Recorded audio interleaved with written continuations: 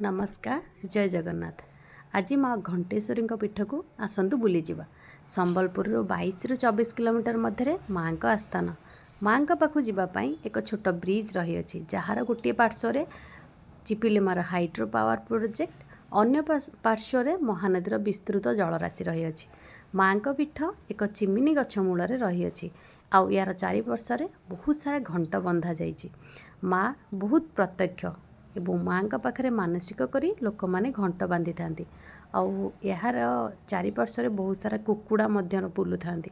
मुझे बुलारे पढ़ुली से मो सांग मान प्राय 3 ରୁ 4 थर माँ पाखु आसी। माँ बहुत प्रत्यक्ष, बहुत आस्था और विश्वास थाए लोक मानकर माँ प्रति। यार साइड्रे चिपिलिमार हाइड्रो पावर प्रोजेक्ट अच्छी। लोक कथा अनुसार बहु पुरातन काल जितेबले महानदी कूल केवल ये मंदिरटी थिला, आउ किछि पावर प्रोजेक्ट नथिला, सेतेबेले महानदीर एक स्थान रे भौरी खेलुथिला। सेई भौरी रे प्राय सब डंगा बुड़ी जाए। आ मत्स्यजीवी माने माँ का मंदिरर घंटर शब्द शुणी जानी पारंती भौरीटी केउंठी अछि।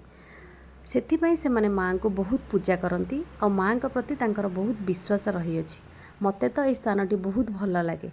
आपण माने मध्य किछि निजर समय काढ़ी एही स्थानटी को आसंतु और माँ का दर्शन करी मानसिक करी जांतु। रहुची, धन्यवाद।